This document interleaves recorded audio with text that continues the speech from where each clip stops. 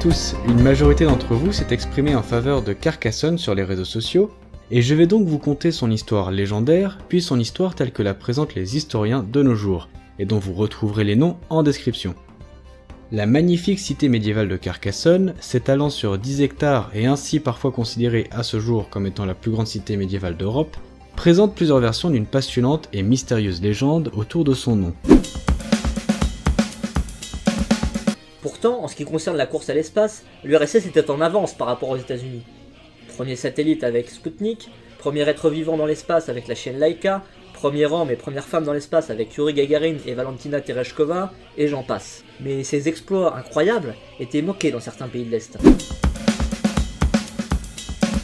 Salut tout le monde, bienvenue dans ce nouvel épisode des mini-documentaires. Aujourd'hui on aborde un sujet assez pesant puisqu'on va parler de la lèpre au Moyen-Âge.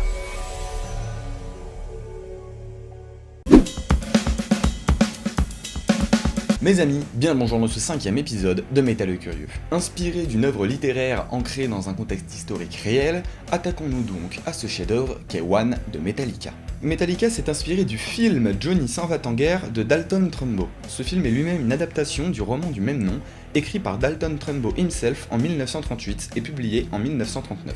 Je vais donc parler du roman d'abord, puis du film, avant de m'attaquer à la façon dont Metallica a traité l'œuvre.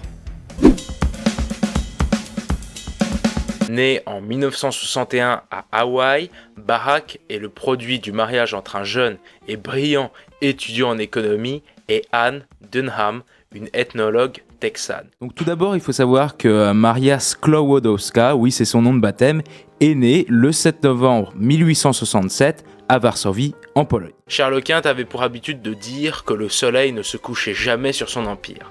Ceci est vrai, car avec les possessions espagnoles dans l'hémisphère sud, donc en Amérique du Sud, quand le soleil baissait au nord de l'Empire, il montait dans le sud et vice-versa. Il ne se passait donc pas un jour où l'Empire de Charles ne vit pas le soleil, gage de vie et de pouvoir. L'année 1543 est marquée par la publication de l'œuvre majeure de Vézal, qui lui vaudra bien des ennemis. Il s'agit de Humani Corporis Fabrica. Fondé sur les dissections qu'il a pratiquées, cet ouvrage est illustré de nombreuses planches exécutées par Van Kalkar. J'avais depuis longtemps dans l'idée de faire un « Ne nous fâchons pas » sur les documentaires nuls, bidons. Et évidemment, je pensais un jour m'attarder sur ces chaînes, donc numéro 29 ou 23 pardon, ou TMC, voilà. Et jamais j'aurais cru faire cette émission sur un portage diffusé par Arte. Et je le répète, ça m'emmerde. Mais vu les conneries que j'ai pu voir, je peux pas là, il faut que je fasse quelque chose.